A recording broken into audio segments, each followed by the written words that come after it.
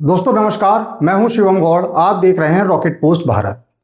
देश में जब जब राष्ट्र से जुड़े मुद्दे उठते हैं तो बहस सिर्फ भावनाओं तक सीमित नहीं रहती, वह संविधान, अधिकार और जिम्मेदारियों तक जाती है। बीते वर्षों में सिनेमा हॉल में राष्ट्रगान, सरकारी कार्यक्रमों और स्कूलों में राष्ट्रगीत को लेकर फैसले हम सबने देखे हैं।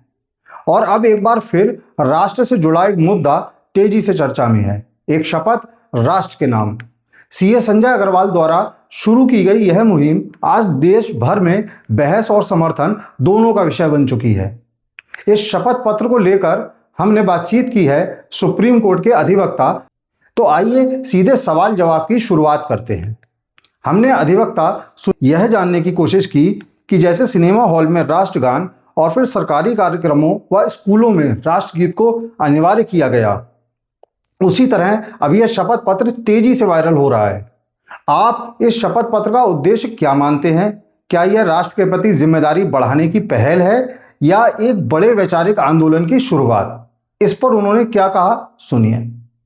सभी दर्शकों को मेरा नमस्कार। देखिए, जैसा कि आपका सवाल था, उस सवाल में मेरा यही है कि फंडामेंटल ड्यूटी जो है अनुच्छेद 51A 1976 में एक संवैधानिक संशोधन द्वारा जोड़ा गया, उसमें पहले से ही है राष्ट्रगान और राष्ट्र गीत के प्रति जो आपके मन में समर्पण होना चाहिए और वो गाना भी चाहिए। सुप्रीम कोर्ट ने राष्ट्रगान के लिए जो जनगण मन अधिनायक जय हे था, उस पर सिनेमा हॉल में भी गाने के टाइम उठने के, खड़े होने के लिए और पब्लिक प्लेस पे बनाने के लिए पहले से सुप्रीम कोर्ट का जजमेंट है ही। तो उसके बाद जब राष्ट्रगीत की बात आ रही है तो ये होना चाहिए, इसमें सरकार की तरफ से कोई जो जारी हुआ है अध्यादेश, एक तरीके का अधिसूचना जारी हुई है, तो कोई गलत नहीं है, मैं इसको बहुत सपोर्ट करता हूँ। और जो संजय अग्रवाल जी हैं, उनके जो मैं देखा हूँ, आपने जो शपथ, हाँ, मुहिम है और शपथ पत्र बहुत ही बढ़िया है। और उन्होंने ऐसा कुछ भी नहीं कहा, उन्होंने बस इतना है कि मैं संविधान में श्रद्धा रखता हूँ। भारत का हर निवासी को संविधान में श्रद्धा रखनी चाहिए, क्योंकि जो संविधान है हमारा ग्रैंड नॉर्म है, ग्रैंड नॉर्म मतलब supreme law of the land है, जिसकी जो हर कानून को गवर्न करता है हमारा संविधान।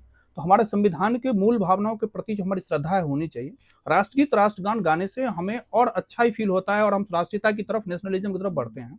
और दूसरी बात जो आपका था कि हलफनामा देने का, ये कोई भी अगर वो हर जगह ही इलेक्शन पीपल्स रिप्रेजेंटेशन ऑफ जो इलेक्शन एक्ट है 1950 और 1951 का, तो उसमें पहले ही एक देना, कोई भी चुनाव लड़ता है या किसी भी तरीके का आप कोई फॉर्म भरती है कि आपको एप्लीकेशन भी लगाते हैं, जैसे मेरे हाथ में भी एप्लीकेशन है, उस एप्लीकेशन में भी एफिडेविट फाइल होता है। इसमें लिखा था कि ऊपर लिखे गए सारे सब सही है और कोई भी गलत होगा तो उसकी जिम्मेदारी हमारी होगी। उस लाइन में भी वो यही चीज कह रहे हैं। कानून में जब भी कोई कार्रवाई होती है तो उसमें एप्लीकेशन के साथ एफिडेविट जाता ही जाता है, हलफनामा फाइल करना ही करना पड़ता है। इवन कि आपके प्रधानमंत्री का भी अगर आप चुनाव लड़ने जाएंगे, यानी लोकसभा और राज्यसभा का, तो वहां भी आपको एक हलफनामा दायर करना पड़ता, शपथ पत्र दायर करना पड़ता, कोर्ट से लेकर के हर जगह ही माहौल। दोस्तों, भारत में आज सबसे बड़ी आंतरिक सुरक्षा चुनौती स्लीपर सेल्स को माना जाता है। ऐसे लोग जो आम नागरिकों की तरह दुकानदार, ड्राइवर या आम सामान्य पेशे में रहकर देश विरोधी गतिविधियों में शामिल पाए जाते हैं। यह शपथ पत्र कहता है कि यदि कोई व्यक्ति राष्ट्र विरोधी गतिविधियों में दोषी पाया जाता है तो उससे वोट के अधिकार पर भी सवाल उठाया जाना चाहिए। आप इससे कैसे देखते हैं? क्या यह राष्ट्र सुरक्षा की दिशा में जरूरी कदम है या संवैधानिक अधिकारों से जुड़ा एक संवेदनशील मुद्दा? तो उन्होंने क्या कहा, एक बार जरूर सुनिए। भारत में जो हमारी सबसे बड़ी, अभी हम जिस वजह से जो ट्रांजिशनल फेज में चल रहे हैं, वो यही है कि गलत आदमी के हाथ में जब सत्ता चली जाती है तो उसको, चूंकि जनमत है, हमारा लोकतंत्र है, तो अब जो संजय अग्रवाल जी की जो मुहिम है वो बहुत ही, एक एफिडेविट या एक शपथनामा, एक तरीके से एक समर्पण देंगे कि आपने जो वोट दिया वो सही आदमी को दिया और सही जगह दे रहे हैं। जो आप स्लीपर सेल की बात कर रहे हो, बहुत ही देश में सुरक्षा के लिए बहुत खतरनाक है। जैसे कि आप बहुत बात, एक महिला भी पकड़ी गई थी, ज्योति मल्होत्रा नाम की थी, हरियाणा की थी, जो पाकिस्तान के ISI से मिलकर काम करती थी। ये बहुत ही, ये समझिए कि घून की तरह है, जिस लकड़ी में लगेंगे खा जाएंगे।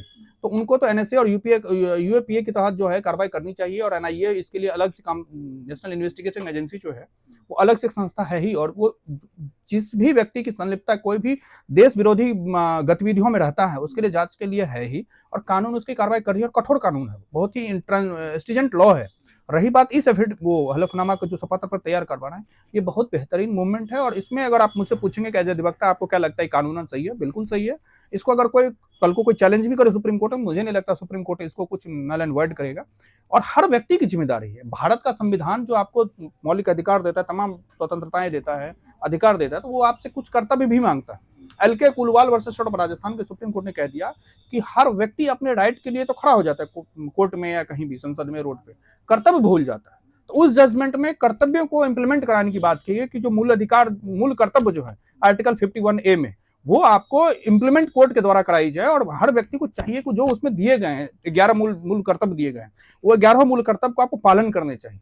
ठीक है, तो उसमें मुझे लगता है कि जो भी डेटा अगर आप देते हैं या शपथ फाइल करते, उसमें कुछ भी गलत नहीं, और आपको भारत के नागरिक होकर इसके बाद हमने सीधा सवाल किया, एक शपथ राष्ट्र के नाम, यह एक सामाजिक और वैचारिक पहल है, तो एक संवैधानिक दृष्टिकोण से आप इस शपथ पत्र को कैसे देखते हैं?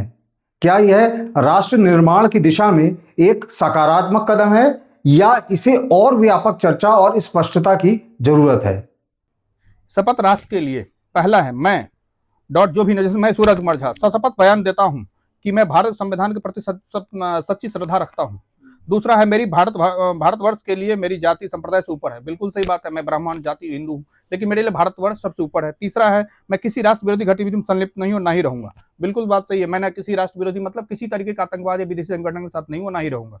चौथा है कि भारत के मूल संविधान की मूल भावना वासुदेव कुटुंबम का पक्षधर हूँ। बिल्कुल वासुदेव कुटुंबम मतलब हर आदमी का स्वागत है। और हम एक समझिए कि जो विदेशी भी हैं या जो भी देश मतलब कहने का मतलब नागरिक है, मतलब हम स्वागत करने के लिए उनके लिए खड़े हैं। हम वासुदेव कुटुंबकम मतलब वही हुआ। भारत की संरक्षण संस्कृति का संरक्षण संवर्धन मेरा दायित्व, बिल्कुल मेरा था। हर राष्ट्र का एक संस्कृति और संरक्षण होता है जो उस राष्ट्र की पहचान होती है। तो पांचवा वही है। छठा, यदि मेरा जो छठा पे जो आपका सवाल था वो ये है, यदि मेरा कोई भी कार्य अथवा विचार भारत के संविधान और राष्ट्र विरोधी पाया जाए तो मेरी समस्त सरकारी सुविधाएं और वोट देने के अधिकार से वंचित किए जाने एवं मेरे ऊपर मुकदमा चलाने में मुझे कोई आपत्ति नहीं होगी। बिल्कुल बात सही है। अगर मैं कोई भी गतिविधि, मैं राष्ट्र के लिए, आज मैं एक अधिवक्ता हूँ, मुझे राष्ट्र ने एक बनारस हिंदू यूनिवर्सिटी, बनारस से मैं चूंकि सरकार द्वारा सरकारी यूनिवर्सिटी वहां पढ़ा है, तो मेरा भी ड्यूटी बनता है कि मैं सरकार के लिए और या भारत की आम जनता के लिए कुछ अच्छा करूँ ना। ठीक है, तो वो इसमें जो उन्होंने कहा है कि गतिविधियों का है, तो वो अगर गलत पाया गया तो उसमें उनके ऊपर कार्रवाई होनी चाहिए। इसमें फिर आपके नाम होता भी है, चाइना में एक सोशल रिस्पॉन्सिबिलिटी एक स्कीम होता है, उसमें यह देखा जाता है कि आप देश के प्रति या देश के संसाधनों के प्रति, जैसे भारत में देखें कुछ भी होता है लोग संसाधन तोड़फोड़ करने, तो गलत है। चाइना में क्या है कि सोशल एक क्रेडिट, जैसे अपना सिविल स्कोर है, सिविल स्कोर आप समझ रहे होंगे, आपकी जनता को बता दूं, कभी भी फाइनेंशियल मैटर होता है, आपकी आर्थिक स्थिति, बैंकिंग स्थिति को देखते हुए एक सिविल स्कोर होता है। वो ये जितना अच्छा होता है इसका मतलब आपका जो है आर्थिक स्थिति अच्छी रही और आपका आर्थिक लेन देन ठीक रहा है। ऐसे एक सोशल रिस्पॉन्सिबिलिटी स्किल वो चाइना में होता है, इसे भारत में भी बनना चाहिए। मुझे लगता है कि कहीं कि संजय अग्रवाल जी उस चीज से प्रेरित है और ये बहुत ही इसका स्वागत है। उसमें सिर्फ यह है कि अगर सोशल रिस्पॉन्सिबिलिटी के तहत अगर चाइना में ये होता है कि अगर कोई भी व्यक्ति किसी से पूछ रहा है, तो एक नागरिक होने का नए दायित्व यह है कि वो दूसरे व्यक्ति की मदद करे। उससे उसका एक स्कोर इंडेक्स तैयार होता है कि कौन सा व्यक्ति कितना फ्रेंडली है, कितना लोगों की मदद कर रहा है।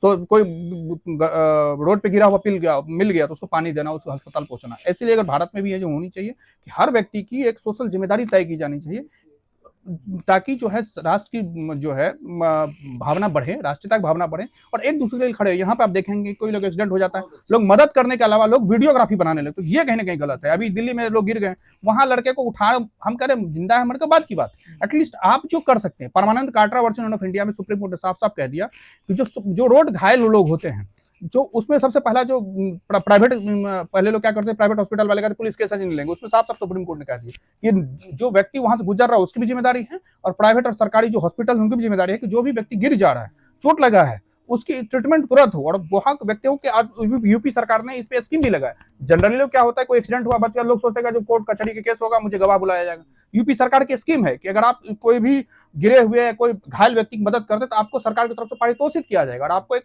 स्कीम मिलेगा। जैसे आप रक्तदान करते तो आपको एक सर्टिफिकेट मिलता है। मुझे लगता है संजय अग्रवाल जी का मुहिम बहुत अच्छा है और ये विधि सम्मत है। इसमें कोई भी काम ऐसा नहीं है कि विधि विरोधी है। और मैं चाहता हूँ, मैं अधिवक्ता होने के नाते भी उनकी बात को आगे भी पहुंचाऊंगा और मैं उनके शपथ पत्र को खुद ही शपथ लेता हूँ कि वो उनके द्वारा जो भी मसौदा तैयार किया गया है, एक अधिवक्ता के तौर पर उनके मसौदे से मुझे पूर्ण सहमति है। और मैं एक जिम्मेदार नागरिक होने के नाते, एक जो इस देश ने जो मुझे कुछ दिया है, तो मेरा भी एक कर्तव्य है कि इस देश के नागरिकों के लिए, एक देश की जो सांस्कृतिक धरोहर जो है उसको संवर्धन करने के लिए मेरे से जो हो पाएगा और हम जो करेंगे। इसलिए हम लोग कई केसेस प्रो बोनो भी करते हैं। जरूरी नहीं कि हर आदमी पैसा मुझे लाखों हजारों में दे, कुछ केसेस हम लोग प्रो बोनो भी करते हैं, फ्री ऑफ, समझिए उसको फ्री ऑफ कॉस्ट बोलते हैं कि कुछ क्योंकि अगर हमने, क्योंकि अगर आप लॉ की पढ़ाई की देखेंगे तो लाखों लाख रुपए प्राइवेट इंस्टीट्यूशन लेते हैं, वही पढ़ाई हमारी पूरी लॉ की पढ़ाई 9,000 रुपए में हुई है। तो मेरा भी दायित्व बनता है कि देश के संस्थान और देश के कुछ लोगों के लिए जो है, जनता के लिए कुछ अच्छा करूं। तो मुझे संजय अग्रवाल जी की मुहिम का मैं एक अधिवक्ता के तौर पर अधिवक्ता के तौर पे मैं खुद शपथ लेता हूं कि आप जो है जो आप मुहिम चलाए हैं, मैं इस मुहिम को हर अधिवक्ता तक लेके जाऊंगा और आपके चैनल के माध्यम से आपके सभी दर्शकों को बोलूंगा कि उनके द्वारा चलाए गए जो मसौदा है, जो एक मुहिम है, उसमें आप जुड़ें। और सरकार के द्वारा राष्ट्रीय गीत में अगर की भी जा रही है तो कुछ भी गलत नहीं है। आप देश के नागरिक हैं, आपके नागरिक होने के नाते आपकी ड्यूटी बनती है कि राष्ट्रगान और राष्ट्रगीत के प्रति आपका समर्पण होना चाहिए। इसमें जो भारत माता की जय आपको बोलनी चाहिए, ये अंतरात्मा से आनी चाहिए आवाज, और बोलनी भी चाहिए, क्योंकि आप देश का खा पी रहे हो, सब कुछ करे, कुछ तो आप कम से कम वफादारी रखनी चाहिए और आप कुछ आपके कंडक्ट में दिखने चाहिए। तो मेरे को लगता है कि बहुत ही अच्छा मुहिम है सरकार के लिए भी और इंडिविजुअल जो अग्रवाल साहब कर रहे हैं उनके लिए भी। मैं दोनों सरकार को और अग्रवाल साहब को साधुवाद देता हूं आपके चैनल के माध्यम से। हमारी आवाज उन तक जाए और समस्त जनता जो है इससे प्रेरित हो। सुप्रीम कोर्ट के अधिवक्ता बातें यह साफ करती हैं कि एक शपथ राष्ट्र के नाम अब सिर्फ एक वायरल दस्तावेज नहीं, बल्कि राष्ट्र, संविधान और नागरिक जिम्मेदारियों को लेकर एक गंभीर बहस की जमीन बन चुका है। आने वाले समय में यह देखना अहम होगा कि यह मुहिम सिर्फ समर्थन तक सीमित रहती है या किसी बड़े राष्ट्रीय विमर्श का रूप लेती है। हम इस मुद्दे पर हर पक्ष की आवाज आप तक पहुंचाते रहेंगे। इजाजत दीजिए, अगली रिपोर्ट में फिर मुलाकात होगी। नमस्कार, जय हिंद।